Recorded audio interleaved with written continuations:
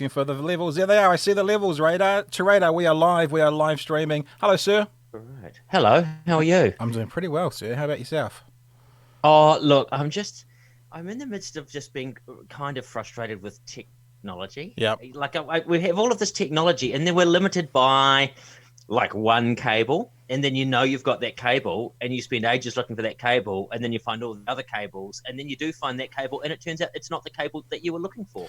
I did the whole. This is welcome to my bedroom. It's it's My temporary setup. quite green. Well, we kind of. I can actually. Shall I do this? Hang on. Look, this is really professional. Seeing we're live streaming. Can't hear you. For those people who are just listening, at the moment, Pat has left his Maybe small you can console. decide. He's walked to the back of his green bedroom. I think he's picked up There we something, go. a device of some kind. He's back. I've He's putting no- his headphones back on again. All right, here we go. I've just been narrating. Are you gonna? Wow, he's just No. pressed, for the benefit of the listeners, he's just pressed a button and it's gone red. Okay, what do you want? You Is can that you can pick. I've been doing this You because have like a we're kind of green normally, but we've got blue. I'm liking the blue. blue. Now Blue. the next question is that a bit bright? Is it a bit bleedy? Because we can always bring the level down a bit. Ooh. No, I think that's pretty good. I think for those people who are listening this solely as an oral experience, allow me to set the scene for you. Pat is now sort of backlit with a beautiful kind of a blue. It reminds me of, it's kind of summer, yet a little bit Antarctic. I always think of the Antarctic as containing a lot of blue light. Now you were talking about the tools that we have. So we were going to talk about sharing on Facebook. Are you going to do this? Is this going to be the exciting start to our podcast? Yeah.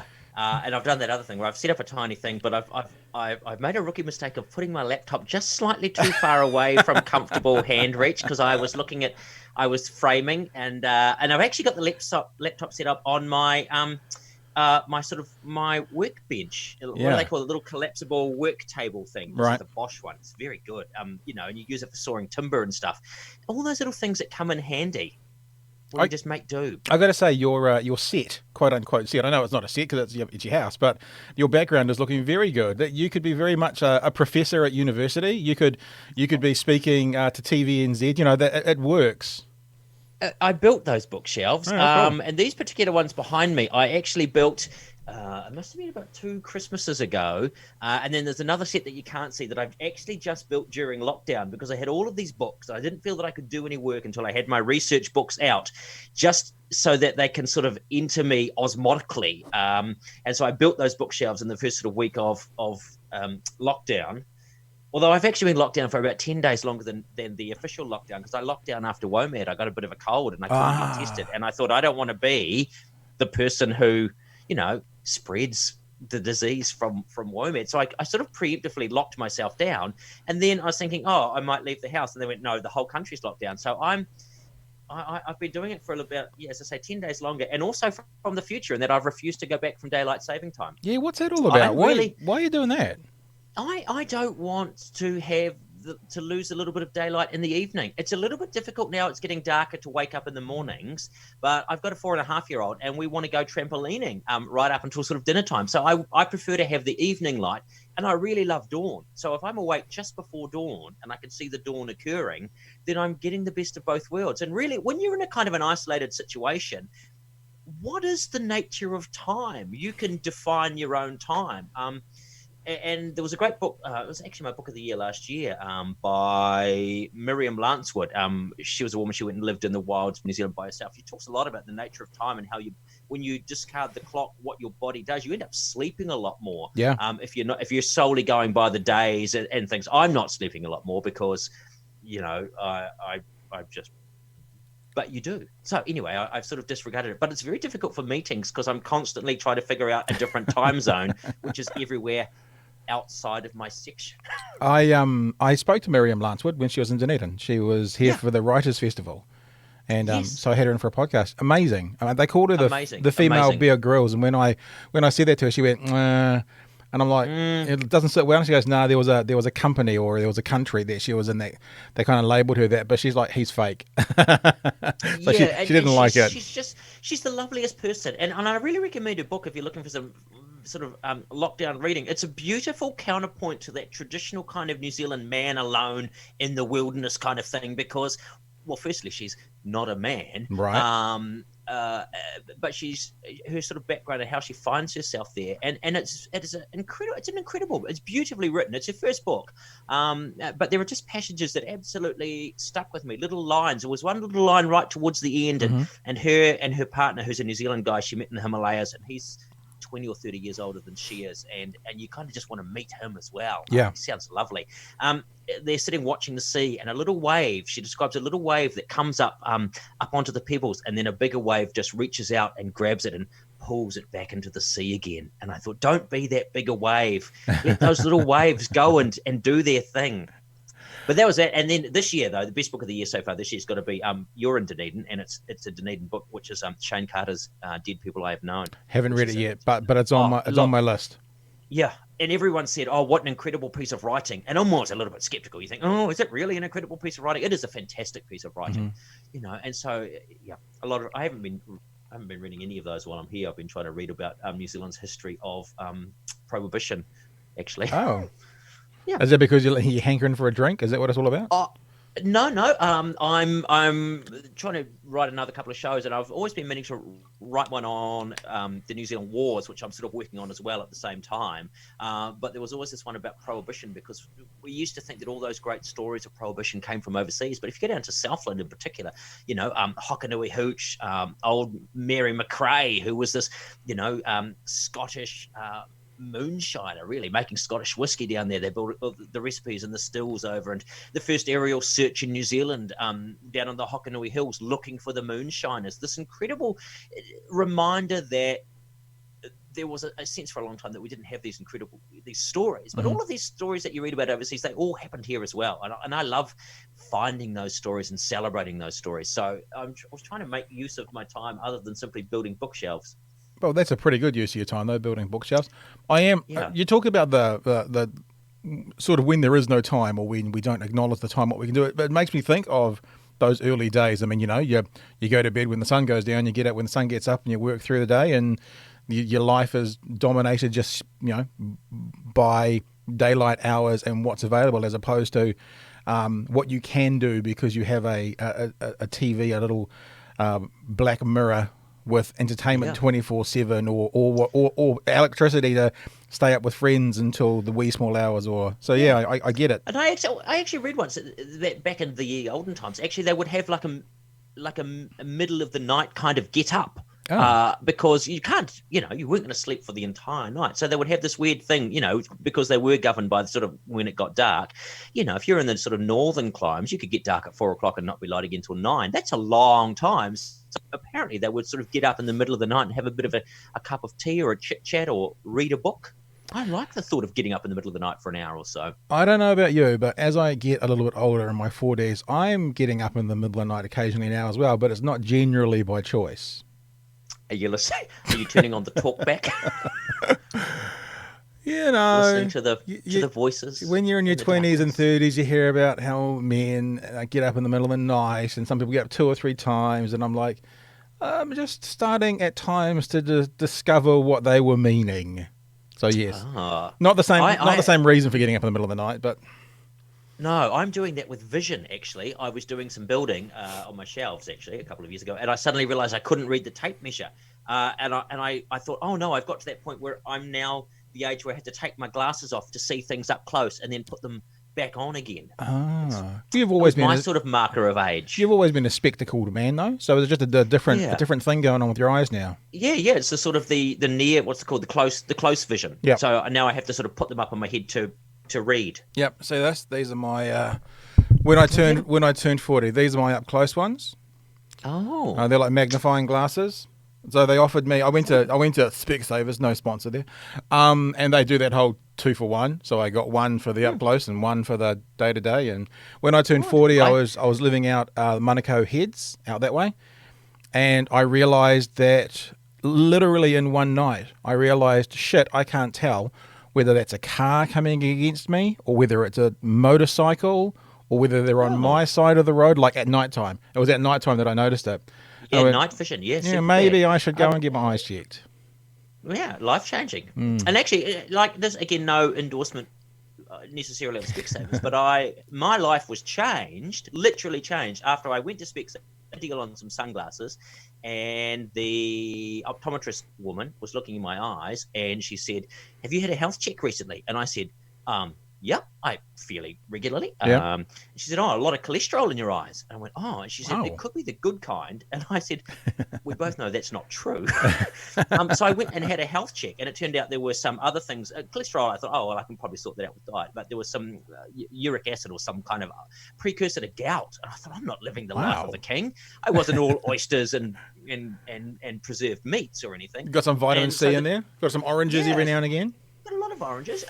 So the doctor said, take these pills and come back in 3 months. And I said, oh, okay. And I think the prescription is still in the glove box of a car I've sold. But I came home and got my wife to, she loves researching stuff, particularly medical things.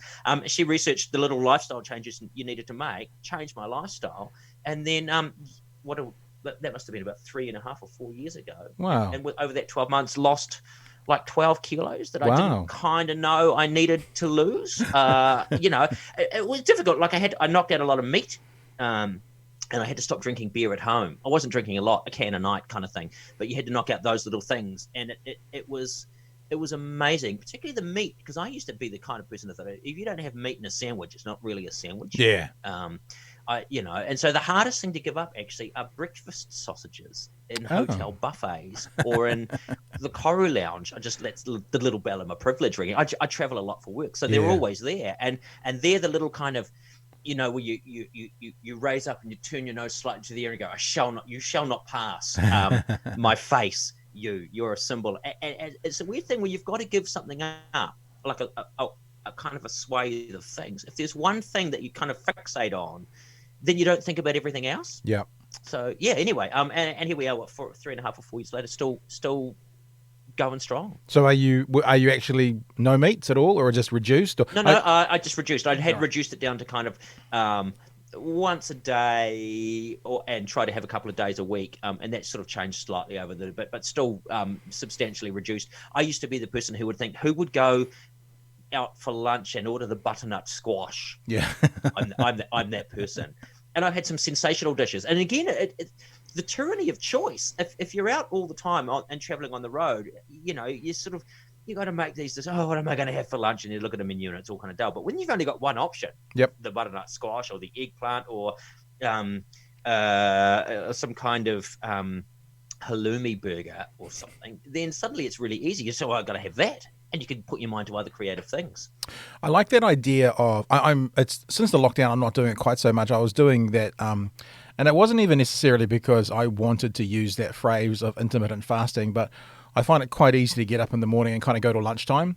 So I just decided to start doing that kind of midday till 8 p.m. and only eating those windows. As I say, lockdown hasn't quite lockdown is it's different. Kind of thing, but it's just reprogramming your brain. Yep. And they've kind of done studies on how long it takes to reprogram your brain to do something. I'm going to overshare, Pat, if I may. Yeah, please do. There's a German word. I think it's I'm not fluent in pronunciation of German. I think it's Sitzplinker or Sitzplinker. It's a man who sits to urinate, and they kind of use it a little bit as an insult. But actually, there was a period of time, some years back, where I'm at home and it was myself and my wife. I thought I'm just going to sit because I don't, untidy man.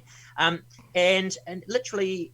So what was I? I was in my kind of early 40s. So I'd spent 40 years since I was at sort of 40, just automatically standing to take a wee. And over the course of 3 or 4 or 5 weeks, suddenly it became absolutely normal. I never thought about it sitting, and now standing is the abnormal kind of thing. Really? So it's this incredible ability just to change the way that you automatically go about business. And fasting was the same. I did the 5-2 thing out of curiosity. And what it did was it reprogrammed my brain and said, you're not hungry, you're bored, or you're procrastinating. Yep. You should be doing some work. And instead you're going to go and stare in your fridge and just go, I don't really need to eat, but I'm going to, because the food is there. Yeah. I was going to say as well, the little changes. The idea of not drinking beer at home seems to be a really smart one for the Kiwi bloke who might down a couple of $1.50 cans at home because it's easy when you buy them in bulk. But when you go out, there's a financial decision to make as well, and that seems easy. Maybe that seems a good way for people to cut back if they had that rule. So I went to this kind of 12 to 8 eating, and then my little rule was just don't eat out. Because, I'd be out at work. And when I say don't eat out, I mean, if you went out for dinner, that's fine.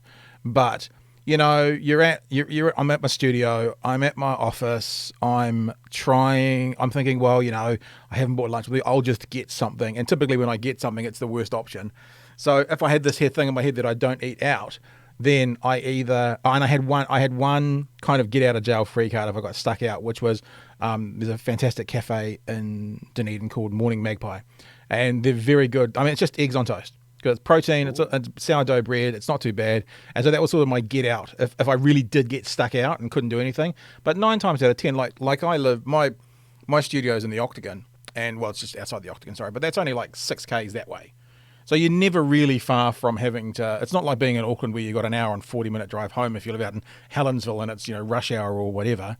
So it's easy to be organised if you choose to be, and if you make those rules and then stick by them, you force yourself to be organised. And they're just little changes. So the little changes were 12 to 8 eating and don't buy food out, and that was all I did. And that's what I was doing for the couple of months leading up to this, and we'll continue on as well. Yeah, and that's just got to be sustainable. And also, you then need to be surrounded in some ways by people who validate and support those choices. And we see this. I'm thinking in terms of criminal justice or people with recidivist sort of behaviours. They get put back into the situation, surrounded by people who don't want to change or won't change, or they can't change because they don't want to stand out. And there's all these little things. I mean, people, it's a. Yeah. Again, we probably have that privilege of being able to go, you know what, I'm going to change. I'm going to change my lifestyle. Yeah, and there is a privilege in that. It's really only our willpower, and we don't have a lot of other things. But there is a privilege in the idea of having choice. Choice is a privilege. I mean, my God, some people just don't have any at all. And whether I come home and have eggs on Vogel's bread, which is a great meal, some people find even what many of us would think is a very simple, inexpensive meal. For some people, that's not. That's a luxury, and it's expensive. So. On some levels, some choices, not all choices, but some choices are a privilege, and I completely acknowledge that. But it's interesting you say the thing about the people around you. So I've got a 10-year-old, 16-year-old, and a 13-year-old turning 14 in a month or so. And my ex, my kid's mother, lives next door as my neighbour, and I've been talking to her about what we're doing with food over here, what I'm doing. Because basically I cook. So I'm like, this is what I'm doing, guys. You guys are joining in whether you like it or not. And the 10-year-old has been like talking to her mum about how much she's enjoying the food that we're having around here. And we're not doing much. We're not going crazy, but we're just kind of upping the protein a little bit and downing the carbs a little bit. That's kind of it for meals. And 10-year-old's been going like, oh, I'm loving all the food at Dad's place. And, it's so easy. And so it's good. Yeah, so they're on board. Because even the very nature of food, I've been obsessed with food for a really long time. It'll be interesting what happens to people's relationship with food coming through this kind of period, whether people suddenly are cooking a lot more, whether they're baking a lot more, whether they're doing it out of boredom or because they have the time or the necessity or the ability. How will that continue on, I wonder, once we're sort of through this particular period? Because everyone's talking about, everyone's going to be so healthy when they get out of this 4 weeks. But you could very easily have gone to the supermarket and bought, 30 pizzas, frozen pizzas, and 100 bags of chips, and 2 cases of Coke. So you could be in the middle of this, eating really poorly. I'm interested to see which way it goes. Will people have taken up the choice of cooking more and eating more at home? And making good choices if they have the ability to make those choices, and will that continue on as you're suggesting or as you're asking as well, or will it be coming out of here? That episode of South Park where the guys play World of Warcraft, and they end up getting bigger and bigger and bigger and bigger and bigger, and Cartman's mum is bringing around a tray to let them crap him while they're playing. They just get bigger, and I wonder if people will come out less healthy because actually they haven't left their property and it's been chips, Coke, and whatever the whole time they've been inside. It's gonna be a mixture. I think one of the worst things that has come out of it are those people who have got this kind of radical incentivization to achieve all of these things during this period. It reminds me a little bit like an orgy of New Year's resolutions, many of which are destined to fail. But for a lot of people who are just struggling to come to terms with what their life may mean outside of this, there's been some great articles around the psychology of this whole period, saying, look, you do you, and you get yourself sorted to the level you want, and ignore all of this kind of that grandiose facade of stuff that's coming through your social media feed of all these people doing this baking and doing this cooking and writing that novel and doing 300 sit-ups, because actually that's if people want to do that, that's cool, but you do what is going to make you feel secure. And there was a great article by a woman who'd spent a lot of time in emergency situations, war zones, and weather events, cyclones and hurricanes going. Actually, the really important thing is to focus on essentially getting your nest right, getting your social structure sorted out, making sure you maintain contact, and then everything else comes on after that.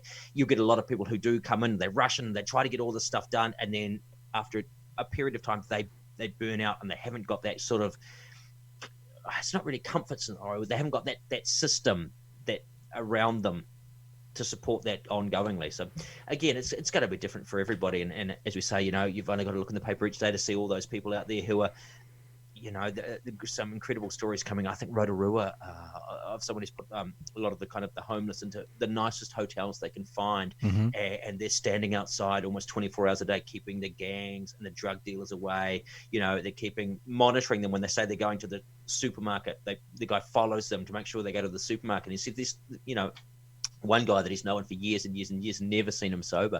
Suddenly he's been in there for 21 days. The color of their faces has changed. Oh, yeah. They've got how that will sustain itself. But, I read that. I'm just sitting at home. This is like, literally, it's like my Christmas holidays. I come home and I stay at home. I work from home. My wife works from home. We have our daughter with us most of the time. It's kind of relatively, it's normal, apart from the fact that my phone keeps sending alerts for conferences and events and flights that I'm supposed to be on and I'm not on. Yeah. So, again, just the range of experiences out there, it's fascinating. And then you've got to sort of sit there and filter that bubble of information that's coming into you while you're aghast at people. I don't know if you saw the other day of the two guys somewhere, maybe Manurewa, I'm not sure, burning the cables for a cell phone tower. I've seen some of those. Live streaming it, and I was like, oh my god, what is going on out there in the world? Yeah, the conspiracy theories certainly aren't helping. The comment and the idea about looking after homeless people well at the moment, I'm really excited and happy that's happening, but I also am filled with a little bit of dread and concern that as soon as once this is over, it's like, all right, on you go, back on your bike. Here's your bottle of terps and bread to run it through so you can keep drinking. It's the same as the health workers, I look at Brooklyn. At 7 o'clock every night, people are coming out on their balconies and clapping all the health workers as they go into their shifts and out of their shifts. And I just want to go, I think that's nice, but how you really show gratitude for the workers and, let's say, care for the homeless is sort the fucking problem out afterwards. Like, there is a problem with homelessness. Let's not put them up in a flash hotel for 4 weeks.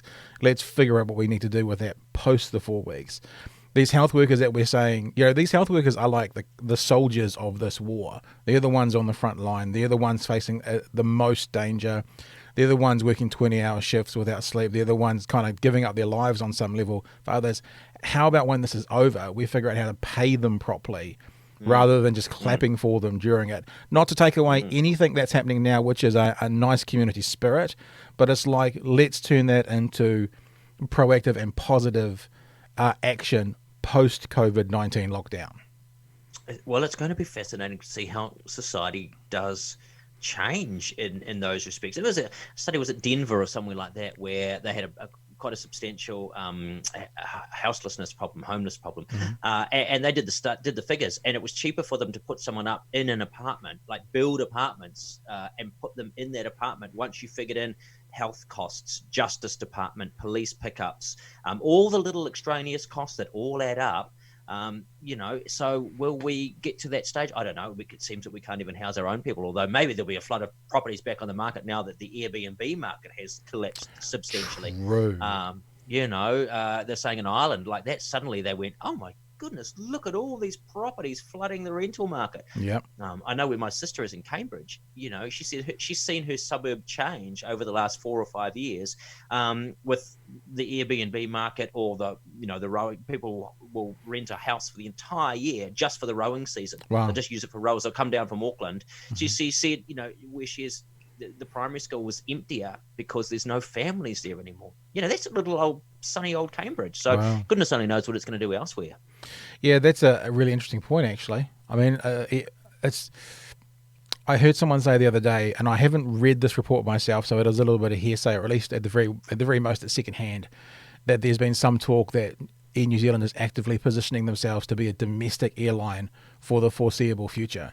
Yeah, I'd read that in the paper. They basically said it's going to be because, how can they fly overseas if we've got a lockdown? Actually, of all things, one of seemingly the sensible articles I've written, and I can't believe I'm going to say this, was Ian Wishart. Oh, really? Wrote something the other day. Good old Ian, who... but he was actually saying, to look into the future. He says that concept of even going over to Australia for the weekend, for those people who were lucky enough to be able to do that, that'll be gone. And if tourists are going to come, they're not going to come here and quarantine for 2 weeks and then have their holiday and go back home and quarantine for 2 weeks or whatever that may be. So that kind of huge difference in what it means to be isolated down here for however long it may or may not take to get through this. The interesting thing will be, people who suddenly, and you've seen a lot of it, chit chat about it, people suddenly go, I'm going to go and see everything in New Zealand. And I'd met people before. I'd done some domestic tourism things, just did something for the West Coast last year, I think it was, solely domestic, to say, hey, look, there's all these amazing things on the West Coast. You don't need to go overseas. Come to the West Coast. Yep. And I'd met people. I remember getting a ride to Queenstown with people who'd never been north of Queenstown. They didn't see the point, but yet they'd been overseas. So suddenly, maybe New Zealanders will be looking, to our own backyard. Yeah. And goodness knows, as they say, even if you go to Queenstown, what's going to be there? What's going to be in Queenstown? Any of these tourism businesses going to exist? Will they suddenly start to have a different sort of structure where locals get a price, and then out of towners pay slightly more, overseas people pay slightly more? Is there all of these little questions? But goodness only knows. Who knows? I was thinking internationally, and this was mostly because of people needing to get to their home countries at the moment. They sort of need to turn an airline into like a bus service where it goes, where it kind of goes Los Angeles, Honolulu, Brisbane, Sydney, Auckland, Wellington, Christchurch, Melbourne. You know what I mean? Like a bus service does. Like an aerial plague ship. Once it's done. But maybe Air New Zealand could do that, So Whakatane comes back in and goes Auckland, Whakatane, Wellington, Nelson, but you don't get off the plane. You just kind of go, and you get off at your stop. Yeah. You pull the bell, ding, on the plane. That would be great. And you get off at your stop. Saying, likewise, that time to sort of reinvent the notion of what a plane is. I've been sort of slightly obsessed with electric planes for a while, in a sort of peripheral kind of manner, mainly because I've been all about aspiration for a long time. I want people who are aspirational, politicians and just business leaders, community people. I said, was it Denmark, Norway, one of the two, had said we want all our short haul flights. They have a lot of short haul flights popping over the hills to the town or city to be electric by 2030, and they'd announced that prior to the I guess even the invention of a commercially viable electric plane. Yeah. I like that kind of thing. Someone said the same thing here. Suddenly what happens when you do have little planes that can commute people backwards and forwards and they are electric? That changes your time. You don't have to worry about noise. So airports can operate longer. If depending on the cost and whatnot, you could have a lot of those little short haul flights of Auckland to Hamilton, Tauranga, Whakatane, whatever, whatever they may be. So maybe they'll be looking at sort of pushing technology towards that sort of thing. Who knows? Supposition and conjecture caused by. I'm fascinated by the idea of an electric plane, but I guess the fastest cars on the road at the moment are coming out of Tesla, and they're electric. They're saying their new one's going to be 0 to 100 km an hour in 1.9 seconds. So I guess what is the point of that? No, I don't actually know. but meaning that the power is there to do that. So obviously that must be transposable to flight. Yeah. I went to Nottingham University. I didn't go as a student. I visited. And they had a program. They were tied up with Jaguar. And one of their research projects was what sound should an electric car make? And really, that's easy. Can be, it's any sound at all. No. It's the sound from the Jetsons. That. Wow. I'm sure they used that. And they had a little sort of like a golf cart, and they drove it around the campus, and it would have various sounds, and they would monitor whether or not they were effective. They said up to 30 Ks, and then after that doesn't need to make any noise because you won't hear it anyway, and you'll be hit. So that sort of magical 30 K hour that they want to reduce a lot of those streets in Auckland down to stop the sort of pedestrian hitting and things like that. But suddenly the silence will be, for people who are in cities at the moment, they've probably never heard that silence. And there was a great quote by someone who said, a woman, Alana Mitchell, who was a Canadian journalist who's written about the death of the ocean and various other things, did a thing prior to one of the Canadian elections. They wanted to find all the aspirational people to say, what does a carbon neutral, carbon zero future look like? And one of the scientists says, it'll be marked by the return of bird song. It won't be that the birds have gone away. It's that suddenly for the first time in an urban environment, you'll hear the birds.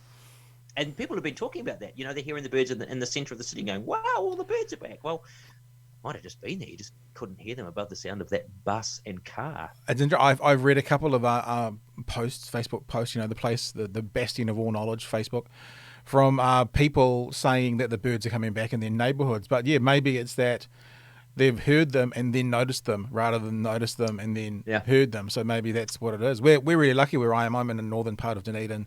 And we have a rat and pest free eco sanctuary just up over the hill.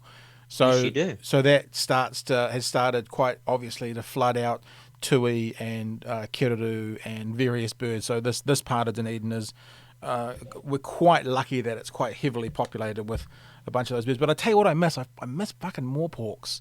I really miss moorporks. We've got one. Yeah, we don't one. I'm just pointing. No one can see. I'm gesticulating with my thumb over my shoulder backwards towards sort of Opanuku Creek, which is just behind me in Henderson Park.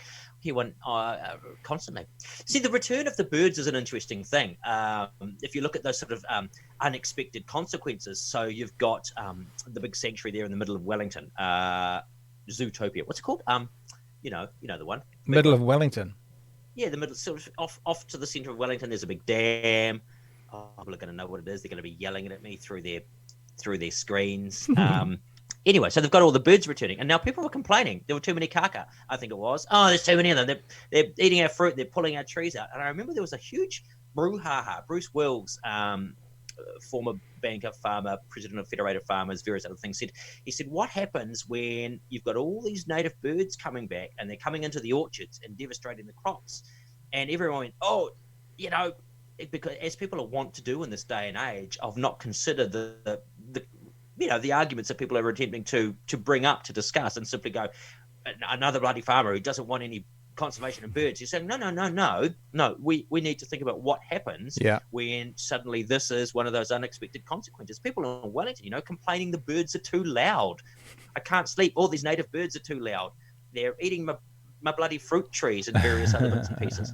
Likewise, what happens if with a predator-free scenario where you get rid of kind of the ferrets and the stoats and the rats, and suddenly you have a plague of mice and rabbits, and the world is a complicated ecosystem, as we are indeed seeing at this very moment. So I love all those kind of deeply philosophical arguments. I like the sense of someone with a philosophy degree that I'm not going to say I earned it, I just almost gifted it, just to see the return of these kind of debates around these sort of things. What do we do even now? Will we come out of this and have a UBI of some kind? Will there be a wealth tax, a capital gains tax? How do we fund this once in a multi-generation? What's a sort of scenario? Goodness only knows. I used to enjoy, when I did talkback, one of the things I used to enjoy most of all, which is basically asking the question you've just asked about the downstream effects, as I used to always ask callers, and then what? And it would be something that I'd constantly ask. And the example I've used before, and I often use, is, there was that classic example in Porirua. There was a house with a solo mum that had gang members at it, and the street wanted her out. And so the talkback callers would get them out of their house. And so, okay, let's just say that happens. And then what? And they'd be like, what do you mean? And I'm like, okay, What happens to the mum? What happens to the kids? Well, that's their fault. No. We have to think about this. And then what? And I said, what happens if this is, let's say it was a tinny house. Don't know if it was or it wasn't. Let's say it was a house that, brought drugs and crime into your community. What if they then move down the end of your driveway because there's a free house there? So then what? I used to love doing that because it would be like, we're not going to go 6 layers deep, but talkback can go deeper than the surface level. You can go at least to 1 or 2 layers. You can do this. Trust me, it's safe. I'll hold your hand. Let's try and figure this out. Did you notice a change over the years you did talkback in the partisanship, the kind of the black, white, it is this, it is not that? Or did the nuance continue, or did the kinds of people who rang talkback, was there ever a lot of nuance, or did they just want to have an opinion and state that, and it was a categorical thing? I think so. Have you noticed a change in the last, say, 5 years? Well, I haven't done it for a long time, but I did it for 7 years full time, probably 10 years in total. And when I came in after a host who the audience really disliked a lot, and the audience was decimated. And I used to have maybe 30 calls a night. That's in a 6-hour shift. That's not a lot of calls. And I grew that to maybe 100 calls a night by the time I left, sort of thing. So there was a definite change in tone. But those 30 callers who phoned on the first night I was there were still phoning on the last night I was there. So they were still there, and there wasn't a change in them. And I think, to be honest with you, the partisan black-white was still the predominant conversation, and it would work both ways. So I'd say something supportive of a left policy, and I was a mouthpiece of Helen Clark. And the very next night I'd say something supportive of a policy more to the right, and I was a right-wing nutter. And so I think that my experience was people found it difficult to go nuance. People found it difficult to kind of go, you can hold this, and I still see it in society today. I think in general, people find it difficult to go, I can hold this opinion and this opinion at the same time, even though they may not align completely in your head together. Like I, for example, you asked me about, and I remember this conversation when I was doing talkback about selling state assets. And I was like, well, let's think about it a bit broader than that. The government was proposing selling 49% of state assets, which, looking back on today, was a huge mistake, because now the government's propping up half of an airline, giving benefits to investors because we can't lose it. So, but anyway, hindsight's 2020.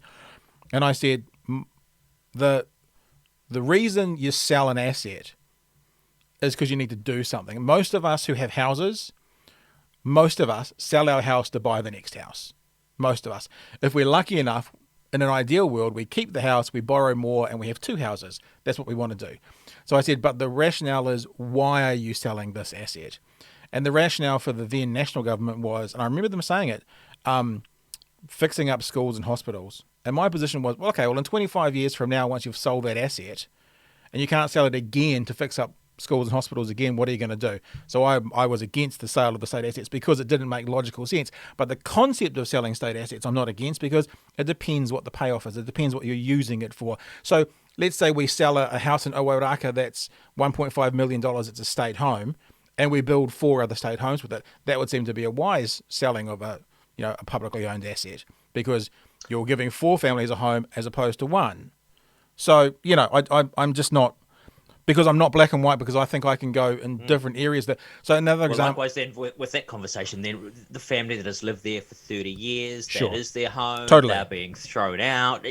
What happens to them? They get put into somewhere else, and they're shifted around. They're disrupted from their community and their things. Get the nature, the complicated nature of life. If only it was easier. I just don't think people do nuance at all well. No. And I think you see that in American politics at the moment, especially. And I think, it's this whole, the US at the moment are scrambling to try and give themselves a healthcare like we have. Yet they haven't set up as an emergency. Yet at the same time, they're also saying we need to be careful, because we don't want the populace, what the right-wing politicians say, we don't want the population to think they're entitled to this once this emergency is over. And it's like, actually, what a strange and mixed up place it is. It is a strange and mixed up place. I don't get it. I filmed over there. I filmed a couple of election campaigns over there. And I just remember I was with one of the guys who was the head of the local Republicans in a particular area. And he was talking about Medicaid and this, that. No, why should I pay for someone else's medicine? And then sort of afterwards he said, I'm on disability, but my insurance runs out next year. And I don't know what I'm going to do. And I went, dude, you've just, all that stuff we were just talking about? That's you. You could do that.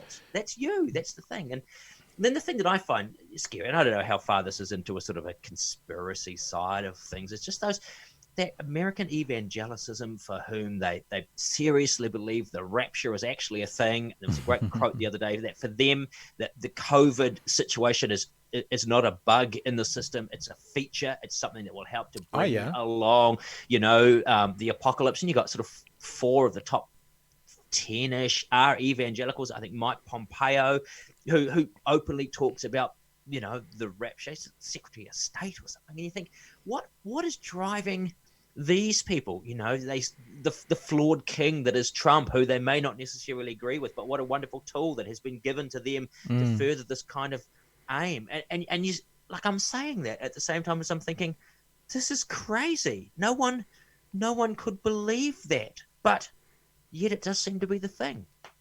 Am I getting, I think it's when religious beliefs sort of, the thing, I love America and I love American politics. I have it intravenously inserted into me on a daily occasion. I absolutely love it. I follow it, not at the moment because of what's going on, but I follow it probably more closely than New Zealand politics generally. But it's the classic thing where they say we're a separation of church and state, but actually their church and state are so intertwined with their, especially right-wing politics, but politics in general, is that totalitarianism. I coined a phrase in a blog post a few years ago called Sharia, because I always talk about Sharia law, and I called it Sharia law. Because actually Sharia law in America is a very real thing. It's like if you're not down with old JC, then you're not really going to be a lawmaker in America, and a lot of their laws being intertwined. Like, we can do a million examples, but one that comes to mind is, various insurance companies will happily supply a little blue pill so men can get erections, but they won't supply the pill to women to stop having pregnancies. And it goes on and on and on and on and on and on and on. And I think that America is a lost cause. I think they're a lost cause. I was going to say until they XYZ, but I don't think there is. For my opinion, if Bernie had got in this time around, there was a chance to see some change, but there's no change coming. I actually think now they're a lost cause. What is Biden, eh? Like, 2 70-something-year-olds, like, come on. But you see some amazing younger people coming through. But there was a great book I read years ago called Confederates in the Attic. It was by a guy who's a Pulitzer Prize-winning journalist sort of guy, and he was at his sister's, and he woke up one day down on the kind of dividing line between where the North and South was in the Civil War, and he woke up, there's a noise outside, a disturbance, and he looked out, there were these reenactors outside. He thought, what are they doing? And so he used the device of following all of these reenactors, some of whom are real zealots. They will starve themselves, and they would pride themselves on their ability to sort of pop their stomach out of their emaciated frames so that they look like really good dead bodies. Wow. That was their thing, but he used that to talk around the kind of that line that is still there today that divides the states. And he, what did he call it? He said the United States of America. It's all the flaw is summed up in the name. They only remain the United States of America while the states remain united. Yeah. And yet the differences in religion and beliefs and income and everything between all of those little states, it's such a, you're just waiting for this kind of empire to balkanize in a way. So who knows? I remember Tommy Honey. Do you know Tommy? No. He used to do some sort of future chat and architecture stuff on RNZ and various other things, a lecturer. And he said, this is a few years ago, he said, this is the moment, I think we were talking about Trump coming through or something. He said, this is the moment that we would read about in history books and think, how did that happen? Like, we're living in that moment. Although, in saying that, it's pretty easily, in saying that, I go, how did that happen? Like, how did America get to that point? But at this point, it's pretty easily explainable. Yes. As opposed to, the people being sick and tired of the American system, looking to basically burn it down. America is I personally think, the best Western country in the world for voting against their own self-interest. You've already given an example of that. And you know, and not to go on about 2016, the Democrats basically handed it to the Republicans by putting up the most unliked political candidate in the history of the world. So, you know, and they went, do I want to have... Arguably, Pat. Well, research showed that they want number 1 and 2. Yeah. Both her and Trump. So, I mean, how did we get there? I mean, I wonder if 10 years after World War II, in Germany, they were going, "What the hell how did we do that?" I wonder if it was a similar thing. I'm not actually comparing Trump with Hitler as a direction, but as as a moment in time where a country went, "What the hell were we doing?" I wonder what it was like in Germany in the mid '50s and what they were talking about. I blame the Belgians. Okay. If the Belgians hadn't held out so strongly, and was it World War? Which one was it? World War One. World War One. They hadn't held out so strongly and stopped the Germans from coming through and completing their kind of master plan, then maybe we wouldn't have been bogged down in the quagmire of the thing. Or was it World War II? Whatever it was. It was World War II, I think. World War II. And I'm basing this on the incredible and lengthy podcast, Dan Carlin's Countdown to Armageddon. Whatever it was, the Belgians held everything up and changed the course of history forever simply by not rolling over and capitulating as the German war machine rolled through, thus not enabling the Germans to complete their war plan. And maybe the war would have been over in a matter of weeks, but as it was, it rolled on for many years. And I don't really blame. If you are a Belgian or of Belgians, I was joking. What are we supposed to be talking about today, Pat? We've had a lot of small talk and chit chat. Is this it? Is this what we're doing? Yeah, sorry to disappoint. Shooting the breeze. No, it's good. Good. I like it. We just talk shit. I mean, it's funny. I have people come in who are often broadcasters and stuff, and I say, I sometimes literally don't know when we go live what we're going to talk about, and often it is based on the last thing that was said before the cameras go on, and that was actually what we did today. We were talking about technology and how we're using it, and we end up getting somewhere. Same, yeah. And we talk until we're finished, and it always seems to naturally find a conclusion. And I'm quite. Even though COVID-19 is a very large topic to talk about at the moment, and we've talked about it via, what are we doing, what the world's going to look like. I'm also pretty keen. I'm not going to engineer it to not talk about it, but I think people are enjoying at the moment just chats as well. Just people talking about other things. Yeah. I guess no shortage of things to talk about. Yeah, I guess I'm a bit of a political tragic, and often that comes up in conversation with people. But it really depends. I call it the Department of Conversation because I do want it to be a conversation, and you're a communicator, so you're great. So you've bounced questions back at me. People who are kind of used to being interviewed sit back a bit more and wait for questions. But normally, when I send out, I think I sent you the document. I'm like, imagine it's 11 o'clock Friday night. We've met in a pub and we're having a beer. That's sort of the conversation we're having, and that's a lot of small talk, perhaps. Do you remember those days back then when we could go out into the world and have a beer? Yeah, it's fascinating actually. Working on this project around Prohibition in New Zealand, how strong that Prohibition movement was back in the kind of the late 1800s, early sort of 20th century, and they would pass laws. There's a law that passed that really staggered me, where they banned any form of live entertainment in a tavern. Oops, I just whacked my microphone. They banned any form of live entertainment in a tavern, which meant no music, couldn't go and see a show. And you would think that at the time these buildings were probably the more substantial ones in town. They were people came to congregate, and again how those little changes affect what it meant to be a New Zealander at that time. It's really fascinating, and actually fascinating now as well when we're looking at, my job is to get in front of a group of people, whether it's doing history or comedy or a lot of conferences, and be with people in a room and do a function. That job may not exist for conceivably 6 or 12, or who knows when people are going to want to start to get back together in a group. We invariably will, because humans are very much a community species. We want to be around other people and share experiences, but to have that taken away from the likes of that. And they said that Prohibition meetings were very, very popular because they were men and women could come together, and there would be a song or some singing or dancing, right? Dancing, but certainly a band or something afterwards. They were they became the entertainment of the time. So it's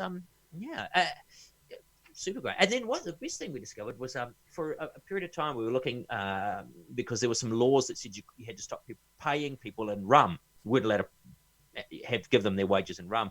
And then my wife was doing some research on it because she's a great little sort of ferret of knowledge. And she said, actually, in Australia, their currency for a period of time was rum. And I said, well, that can't possibly be true. And then it turns out that actually that rum was a currency. The problem with rum as a currency, of course, was that it's incredibly consumable. Yeah. So you're literally drinking your currency. And then Macquarie came in, I think it was, and he basically, because they'd given the right to import and sell the rum to a few people to basically pay for something the government wanted to do, and he sort of quashed all of this. He was incredibly unpopular, but he just basically opened up the floodgates and allowed all this alcohol to come in, which devalued the currency of rum. But history's a great thing at times like this. You can read all these little things and think, wow, what on earth was going on then? Yeah, I've got someone who's either has been watching, or is watching us on. Hello. Multi laptops. Like that, and they're saying, Paul Coucher says, talking about history, obviously at the start of the conversation you were talking about what you're doing, says the story of government buy-up and break-up of the huge sheep stations from the 1890s might be interesting. Yeah, and there's a great story. One of the reasons I'm doing these New Zealand history shows, I used to drive from Dunedin, where you are now, up to Christchurch. And when you go through Palmerston and Oamaru, there'd be those cairns up on the hill. And you would say to people, what's that? What's that big monument on top of the hill? And they go, I don't really know. And you think, so the one in Palmerston, I really love, because literally nobody knew what that monument was. The one, when you go through Palmerston, it sits up on the hill. And it's to Mackenzie, not Mackenzie, the sheep rustler, but Mackenzie, who was a parliamentarian. He'd come from Scotland. He'd seen the breakup of the land over there. He'd seen the what's it called, the getting rid of all the people off the land, not the emancipation, everyone had to leave, so they could grow sheep, and there were people hunkering down in churchyards, and they dispersed, that Scottish diaspora across the world. And he'd seen the misery that brought, and he'd said, this should never happen. This is wrong. And he came here, and the story goes, he stood on that hill in Palmerston, and he looked out on all the land that he could see from the huge vantage point. It was all owned by literally one person. And he said, we've got to break all of this land up. And so he pushed this legislation through that, helped break up the land barons. It brought around that sense of that rural New Zealandness we have of, owning a block of land, egalitarianism, the small farmer making, and basically shaped this nature of the small run holder farmer that we have today. Of course, at the same time, also pushed legislation through, if we want to look at nuance and relativity, enabling a lot of Maori land to be confiscated for such purposes. So nothing's black and white. But that monument and that breakup of the land barons, the phenomenal acreages of land that were owned, and again, just even some of that land chainership. I'm obsessed with Blenkinsop's cannon, which is in Blenheim, which someone stole. I think they stole it off Te Raupraha and then tried to trade it back to him to buy this land, and he couldn't read the land deeds, and they'd written it all down wrong. And Blenkinsop himself was just one of these larger than life characters, and it's all symbolized by this little slowly rusting cannon that sits outside the council building in Blenheim. Thousands of people would walk backwards and forwards from it all every day, over the course of weeks and years, and not know anything about it. And yet, the Wairau incident, a massacre, I call it the Wairau misunderstanding, because really the New Zealand company failed to understand they'd never purchased the land from Te Raupraha, was his land ever since he'd killed all the people who owned it initially. So this sort of, we think that the world that we live in now is the one with all of the excitement, all these great stories, so many stories. And until we start to celebrate those stories, it's hard to get a handle on who we are and why we are. And it's lovely hearing different spins to stories that you thought you knew as well. And the one that always comes to mind for me is Hornick cutting down his flagpole. I was educated once, 10, 15 years ago, that we were talking about the story, and a very wise Māori academic said to me, so you're aware that the flagpole was taken from Hornick's forest, his land. He made it. He erected it. There was an agreement between him and the local Europeans what would fly on it. And then when they flew something else, he chose to chop it down. And he goes, how do you feel about the story now? And I'm like, oh, well, I suppose he had every right to do that. It was his. And it's like, it just puts a, it goes from being Hornick, this, rebel who was doing things to harm the early settlers and, being a bit of a dick and causing damage to someone, going, at its most simplest, he's kind of just taking control of his own property. It just puts a completely different spin on the story. And I love learning that. It is a great story. I think was it 3 times he cut the flagpole down? And he tried to build a better one. They covered it in steel at one point, and he still managed to cut it down. They put soldiers around it. He created some kind of sort of massive diversion, went up, chopped it down. I think that particular incident led to essentially the evacuation of Kororareka and the imminent threat to Auckland. And it's an incredible story. And again, it goes back to what we were saying around that nuance. Unless you know the details of all of these little things, it's very easy just to say, wow, bad, good, wrong, right. But, incredibly complicated and colourful stories. I mean, a lot of these people of this time were, why we don't have movies and docudramas and books and plays and all of these things celebrating all of these people. I just don't know, because I reckon not only would we love to read about them, the rest of the world would think, what was going on down there? Yeah, and it's nice when you do see it. I mean, I'm thinking about I heard a question in the press conference today, so we hadn't talked about this, but pretty good to see still 20 new cases of COVID today, which was a good result, I think, for us, for New Zealand. I haven't watched a single press conference, actually, just secondhand. But 20 good? Yeah, 20 is good. It's been going down. And the thing that's been good, I've been having a look on the world meter as to our active cases, and I've only found 3 Western countries where the active cases are going on a downward trajectory. Us, Australia, and...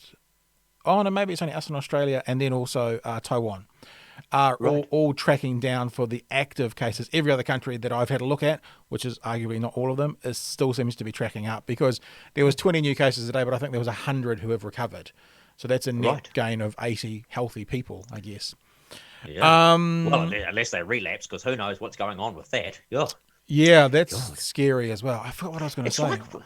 It's like Worlds, eh? The classic War of the Worlds, where these alien creatures come down and they're lasering us all, and we're going to be taken over. And then a little bacteria, tiny thing, a microscopic thing, just gets into the system, and there they are. Well, it's like indigenous. It's like we're indigenous people. It's like when Europeans turned up, especially to Native Americans, seem to have got it worse than anyone, and smallpox wiped out like 80% of the population because they didn't have the immunity for it. So it's like glad this is not smallpox, yes, or a smallpox type thing. Like, you can recover apparently from this, and no one's going to look at you and go, oh, you're horrendously disfigured by this terrible disease that has left weeping pustules and lifelong scars. Hopefully it's not, because those diseases that we think were things of the past, syphilis, syphilis, what a terrible, terrible thing that was. God, I'm glad it's not that. I'm glad it's just like a really intense pneumonia / flu, not a cold. Well, it's and I've thought that a few times. It's like it's an experience for the world, especially maybe the world who spent a good portion of their history colonizing the rest of the world, getting to experience what it was like for those indigenous people. It's like, you have no defenses against this. There's nothing you can do about it. Some will survive, some won't, and this is how it is. We're introducing it. It's coming. So, yeah. Happy days. Historical days. Who knows? I'm just in my little 650 square meters here in Henderson. I haven't actually really even left. I've walked to the service station a couple of times to buy some milk, and that's really about it. Right. I've only been out twice. I've got a client who owns a fruit and veggie shop here in Dunedin who's still operating, and I went and saw them once after hours because he's my client, so there was no one else in the store, and got a load up, and then I just took the car for a run up the hill last couple of days just to turn the engine over, and stopped and got some milk from the dairy as well, and so that's all I've done in the last 3.5 weeks or 3 weeks, whatever it's been. Yeah, I've wanted to. I've sort of thought I could just drive down Lincoln Road and see it, but at the same time, I'm also thinking I'll just lock in, just stay. Yeah. Unfortunately, I haven't been to the supermarket. My wife took that responsibility on. So she's been, I think, once. She was actually, when the lockdown was announced, I texted her. She was in the supermarket, and then she thought, I'll just pop into the little bottle store and grab some wine and a couple of beers or something. And she was actually in the bottle store just after the lockdown was announced, and she was locked in. They pulled the roller doors down. Real. So I thought, of all the places to be stuck, as people begin to freak out about the lockdown, was inside the bottle store. They just went, just buy stuff and get out. Yeah. So that when it was announced, they basically shut the bottle store straight away. Well, it's West Auckland, yes. I think they probably thought, we don't want to run, on a store. Right. I think generally there's only one or two people there, so they may have been worried about security of staff or something like that. So yeah, and it was the one in the mall, which I wasn't particularly happy about turning up in the mall. So this weird thing. Speaking of Prohibition, I've still got this weird thing where even though I think the trust do some amazing work out here in West Auckland with the money that's generated, they fail in that the sense of kind of little bars and restaurants isn't here as it is in other places. But at the same time, I think it's sort of great that you can't go to the supermarket here and there's alcohol, and it's inconvenient. I remember when I moved out here, I couldn't believe it. What kind of antiquated world have I moved into? But actually, doing work here in the community out in Henderson, the number of people who say we love it because we have clients or themselves, they don't want to be, it's easy to say just walk past it. You don't have to go into that alcohol section, but it's generally right next to the fruit and veggies. It's a difficult thing, temptation. That constant temptation that's always there. There's a difference if you've got to make a special trip to something. I like it. I don't think I'm a prohibitionist, but I like the fact that, we don't have bottle stores on every corner, and certainly the trust, I think, have slightly upped their game. They're not, they don't have the sort of the level of sort of range of some of the other ones. But then what are the plus sides to that? We get a fire alarm and a first aid kit. Yeah, well, the last two places I lived in Auckland before I left was Titirangi and then Huia. So we had up there by the hardware cafe, there was a nice little, in the Titirangi village, there was a nice little bottle store, and that was it. Yeah. So, and we used to frequent there fairly often, and they're a little bit more expensive than the mass, loss leading supermarkets. But like you say, you're supporting a local trust, and that gives benefits back to the communities. And, if you have the odd one or two here or there, it's not such a big deal. Yeah. I mean, and it is an interesting question. I remember distinctly, I was in the Inch Bar. Is that still there? Yeah, totally. That's my local. Wow, what a great little local. I was having a chat with a couple of publican types, and they said, look, you can go to the supermarket and you can buy this stuff cheaper than we can go and get it, and think, how does people going out, we're talking about going out and having a beer, but when you've got this ability to buy it incredibly cheaply, and then go and consume it wherever that may, at home or whatnot, it's very difficult for those little establishments to continue to sort of, I guess, make a profit. It's going to be really interesting. I'm thinking a lot about little disappearances when we come out of this kind of lockdown. Right. I used to shop at the Alderman Drive Pack and Save, shop there for 15 years. A little semi-rundown Pack and Save, quite small, didn't have the range of some of the big ones, but there was a real sense of community there. I had interactions with some of the women who worked there for 15 years. I knew their kids. I knew what was going on. And suddenly they closed it because they're going to build a new one.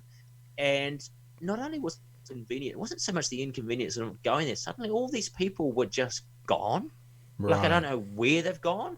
I bumped into one of them. She was working at another Pack and Save, but suddenly, this a dozen or 20 people who I knew personally or by sight enough to have a conversation with had just disappeared into the ether. And I wonder what that's going to be like when we come out of this, where you walk past a cafe or a barber's or a shop that a little restaurant or whatever it may be, where you've had a relationship with people on a very casual basis and suddenly they're not there anymore. Yeah. You know what I mean? It will be, for a lot of people, those little social deaths, in a way, that disrupt the fabric as much as anything else, as much as the bigger thing. I mean, not only the fact that people will, God forbid if we do get to 20% unemployment, or 25%, which Treasury, I think, said in a semi-worst case scenario. Yeah.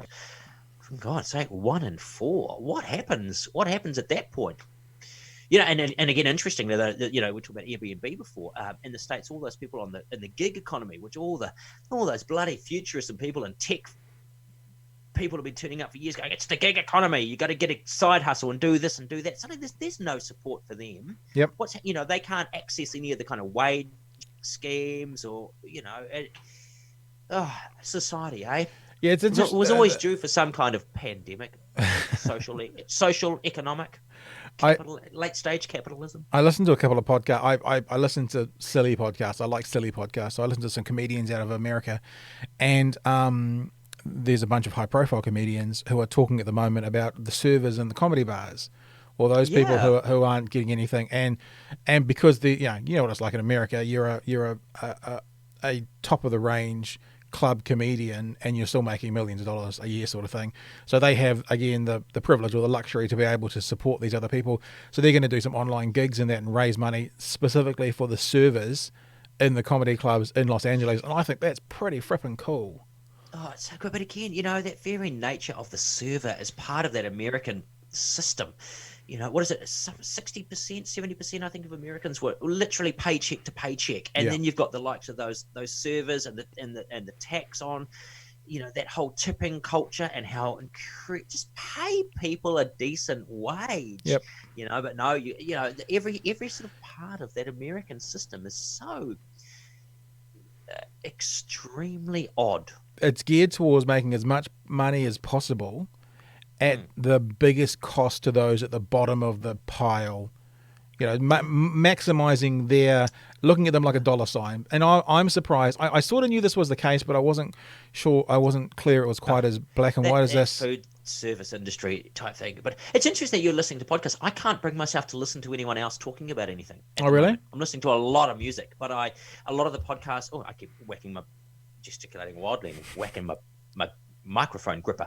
I haven't had this desire, to listen to a lot of those podcasts that I would listen to all the time, whether it's history ones or No Such Thing as a Fish or various other kind of comedic historical ones. I just kind of just don't want to listen to. It's ironic that I'm talking to you. Anyone else talking about things. So as I say, just listen to a lot of music. Yeah, well, I guess people are finding their jam through this period as well, you know. And I'm.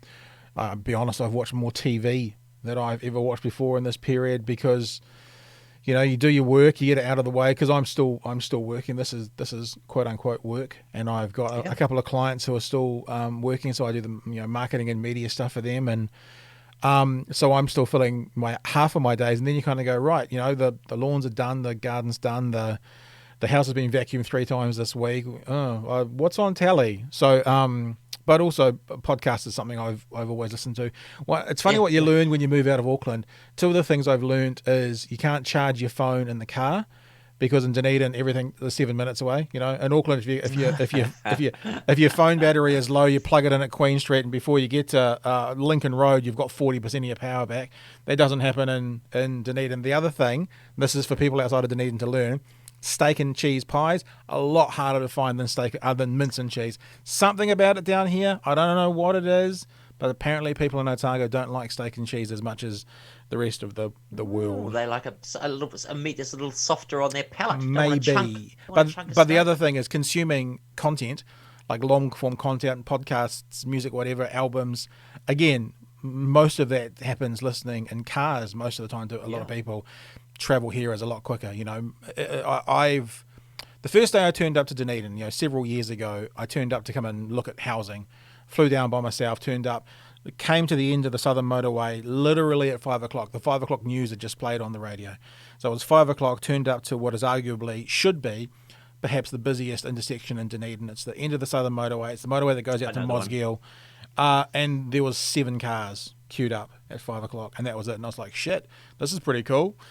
So even in a quagmire of cars here, you add 10, 12, 15 minutes onto a trip, from one side of the city to the other. It's nothing too much of it. There's not too many dramas about that, which I love. It's a great little city. Yeah, it is a great little city. I was 4 years down there, visited fairly regularly. Just what a marvelous kind of place. Although, what's going to happen to universities now? I had a nephew. He wanted to do an arts degree. Very clever young man. Ducks of his private school that he just went to. Well-rounded kind of kid. And he was looking at doing sort of various arts papers, and his choices were, I think, Auckland or Dunedin, and Dunedin was shutting down a lot of their arts courses. And in the end, he's gone to Melbourne. Wow. Because they're loving the arts over there. Will we, if we do have a lot of people who are, their industries have been disrupted, will they go back and retrain? Will we go back to this nature of going to learn stuff for the sake of learning, rather than sort of just chewing all of these young minds in and then regurgitating them out with commerce degrees or supposedly useful things like that? What is the nature of an education now? That conversation was already being had around these graduates for the future who need to be nimble and adaptive and creative thinking and very, empathy, but all that kind of other stuff. Now, in an utterly disrupted world, what are we going to say to kids to go? You've got, your kids, they're going to be coming very quickly to the end of that sort of school system. 18 months for one of them. What are they talking about? What do they want to go and learn and do? It is an interesting conversation you bring up, and not a conversation that's uncommon in my household at the moment. Yeah. I think that there's a couple of conversations you've brought up. One is obviously heavily influenced by the current COVID crisis. What is the university going to look like then? But then, because I think society feels like it's going through quite a big change at the moment, will society in general have changed after this? Because once, assuming there's going to be, because that's what everyone's saying, once there's a vaccine, society could return to normal being what it was 6 months ago if it wanted to. The question is, will it? And I think that if you're talking about the UBI before, the universal basic income, will that then free up people to follow things that are more artistic and creative? Or if that kind of thing's not around, that support from the government's not around, will that drive people back into places where they're desperately needed? Maybe the medical fraternity will see a large range because it's proven we need more nurses and doctors. Maybe they'll get a bit. I don't know. And I also wonder for places like Dunedin, Otago University brings in over $1 billion a year to this economy, and that doesn't include Otago Polytechnic. That's just the university. If anything changes too much and 20% of those students aren't there, what's the flow on from that for the community, and also what's that university going to look like?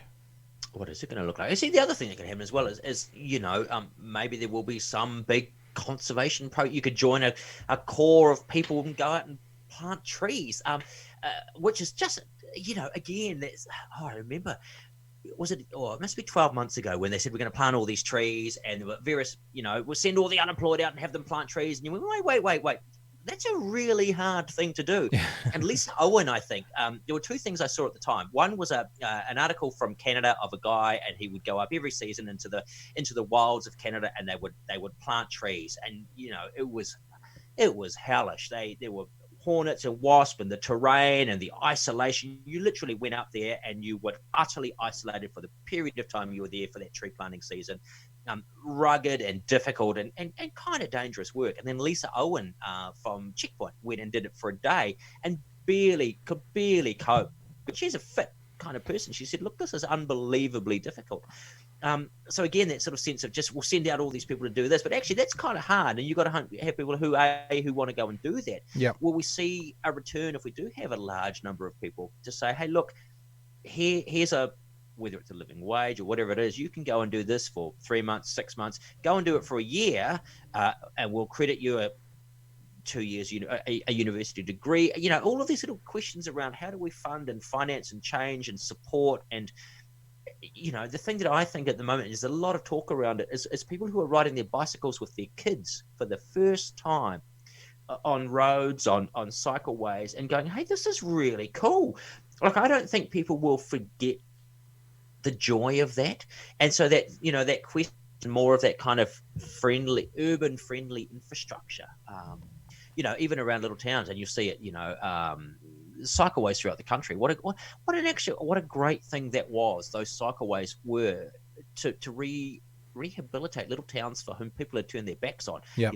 The rail trail down in Southland, there's one through the middle of the North Island, even the Te Araroa Trail. The Te Araroa Trail, I think, what an incredible accomplishment. And I don't know, and again, people think, I'm going to walk the Te Araroa Trail. Got to go and do that. It's really horrible. I listened to Bruce Hopkins' podcast about it. If you want to get a sense of how hard the Te Araroa Trail is, allow me to strongly recommend on RNZ, Bruce Hopkins, The Long Way Home podcast. If you want a bit of good God, like I listened to some of that and thought, I'm never going to do that. But yet at the same time, thought, I totally want to do that. I'm just going to avoid that bit on the beach. That sounds hellish. All of these things that I don't know, who knows? I wonder if, after during the war, was it Michael Joseph Savage? He was someone who brought in the sort of, building state homes in a wealthier state and that sort of thing. I wonder, I heard it wasn't in New Zealand, it was a different country talking about this is the time that governments need to borrow money. You can basically borrow money at 0% at the moment. I wonder if coming out of this, there are a bunch of those akin to post-war opportunities that a government could push on borrowed money if they want to, obviously with a long-term objective to earning that money back or paying that money back. Maybe it's the time for infrastructure, but then that also implies there needs to be the people to do it. Maybe you need the people to do it, but you also need the aspiration and the vision and those people to say this is a thing that we can do and have people support them and drive that through. And what is once in a 3 times in a century kind of opportunity. Yep. Maybe it's time to hire 1,000 people who are fit and willing and have the skill set to do it, to start going through the bush top of the North Island to the bottom of the South Island and eradicate as many possums as they can. Maybe there's, I don't know, maybe there's other opportunities. I was at one of the lakes in Rotorua. We stayed there several years ago and did the boat trip around the lake. It was just me and my then partner and the skipper of the boat. And he was like, we come through this, and he kind of did this big waving hand about this, this beautiful bush. And he goes, we come through there every, 2 or 3 months, and we eradicate all the possums, and we get it all clean, and we clean it up. And he's like, and 6 weeks later, they're all back again. So it's they refill it, repopulate it very quickly. But I'm not suggesting that's even a reality, but maybe there's a way to come out of this, giving opportunities to people who have lost jobs, who have the skill set or the physical ability to do other things that we always talk about as good ideas but never have the budget for. Yeah. Well, when you talk about that, possum eradication, a long discussion around gene editing. I don't imagine that we will use gene editing to get rid of possums. The technology is there and it sort of exists. But then what happens if someone takes one of those possums over to Australia where they really love their possums and they're protected? If you hit one, you've got to take it to the vet. So the poor old possum. And then there's people who go, hey, it's not, look, the possum, it's not the possum's fault that it's here. They have the right to live as any other animal lives, and that ecosystems need to adapt. It's just God, the numbers of conversations you can have around that. And then, the 1080 conversation, which is often a diatribe. So, again, no shortage of things. But I just think, things like this, you've got that bold leadership that says we're going to lock it all down and we've got to sort of stay that course. And then having that aspiration to come through on the other side and to say, what can we do now that will make the place we live in better and stronger and bigger and faster, like the $6 million man. in this economy, non-gender specific, probably more than $6 million body politic. And with an election coming up this year, I mean, all signs would point to, Labour will romp in this year. I wonder if it could be the first time you ever have a party with the majority. It's never happened in an MMP. I just wonder if you could. It's a long time till September. What did they say? March was a very long year. Yeah. So we'll see. I'm not one to count any form of political chickens before the eggs have hatched. I think that, or indeed even been laid. I think that with this leadership that Jacinda has shown at the moment, people may agree or disagree with that. I've actually seen some people criticising that we didn't go sooner, and I see frickin' Simon Bridges, bless his cotton picking socks, suggesting that we should definitely come out of lockdown next week and go straight to level restriction 2. I'm like, dude, I mean, it's like, actually, Irene Malone, former theatre sports friend in there. Yes, I do. I do. I put a blog post up, a Facebook post up last night that basically said, for me, I'd rather stay in for a week longer than risk coming out too early. And that's gone crazy. And Irene, who lives in Singapore, said on my post when someone said, no, got to come out, economic hardship. And she said Singapore got out too soon and they went from 1,000 cases to 3,000 cases. And I'm like, they had a huge spike in the thing. And that is, that is the scenario. And I'm glad I don't have to make any of these decisions. I'm just sitting in my room looking at my bookshelves thinking, great, really glad I invested in that plywood 3 years ago. I pulled my books out. I've got a lot of reading to, but again, it's so disconnected, Pat. I'm in a little bubble. I've been lucky enough to have worked, and been paid, well over the years. I don't, even though my work has dropped by 99.5%, I'm, I've got the ability to sit here and do all of this. And there's all these other people who are seeing their, their businesses and their lives and their dreams just disappearing. Only look, 450 odd people in media who had jobs 2 weeks ago. 450 through Bauer and then NZME gets gone, let alone everyone else. And it's just, who knows, man? Who knows what will happen? But that's life. No one knows. We could all wake up tomorrow and an asteroid could take us out. So, there's a cheery thought. So what is in the? We won't see it, of course, because bloody Elon Musk's satellites, all 48,000 of them, will be up in the bloody 5Ging us. So. What are you doing? What are you actively doing at the moment with work? I mean, obviously, the conferences and stuff have shut. Are you writing? Are you using this time to to prepare something to do later in the year? What is on your plate? I built my bookshelves so I can go to my research. Look, I've had this New Zealand War show that I've been meaning to write for years and years and years, and it's all based on Tito Kawatu's letter that he sent to the British. That singly the greatest piece of 230 odd words written in the history of the country.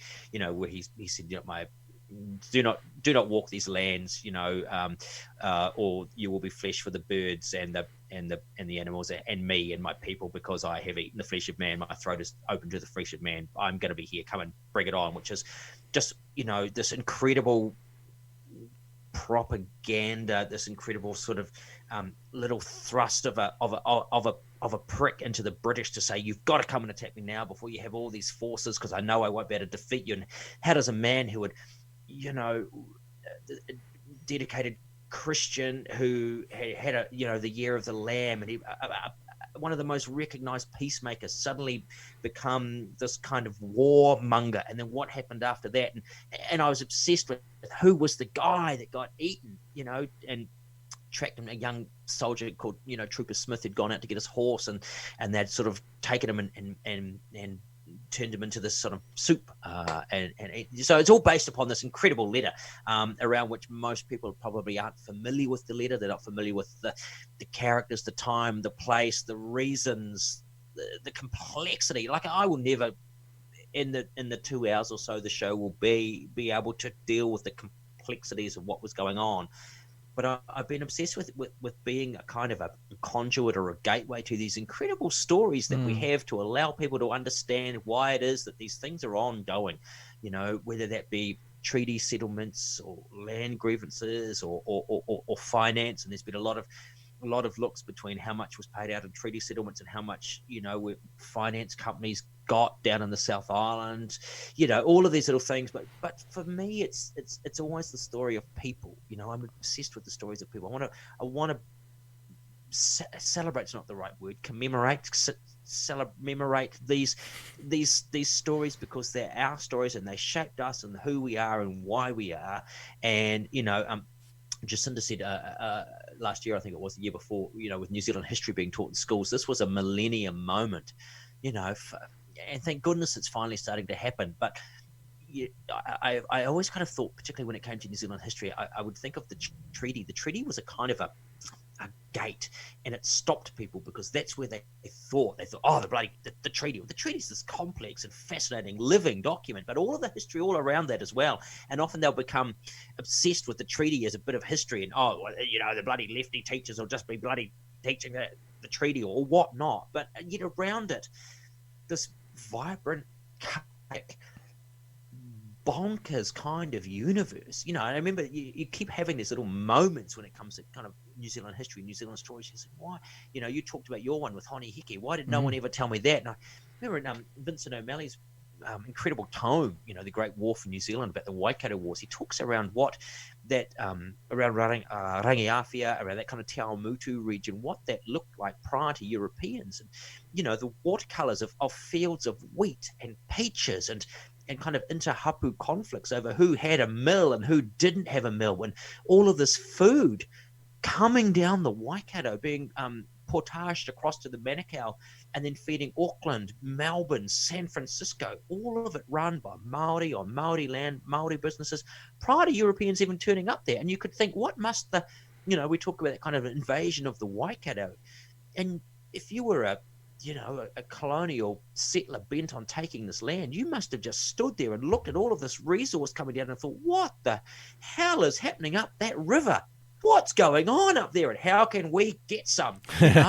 Incredible story. I just remember just being, no one had ever said what that land was like and what that landscape was like, prior to the sort of Waikato conflicts. I'm basically trying to write that as well as various other things, and then looking, everyone's moving to sort of digital conferences and various other bits and pieces. I've got.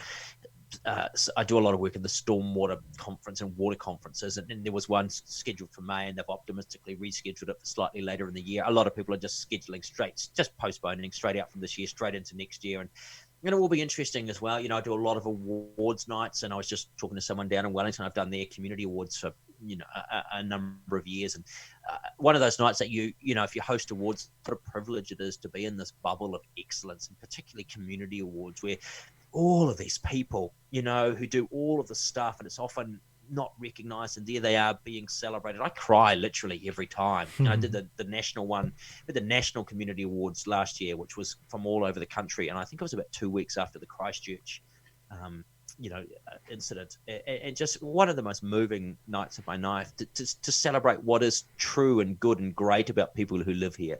And it's so I'm going to miss those awards nights.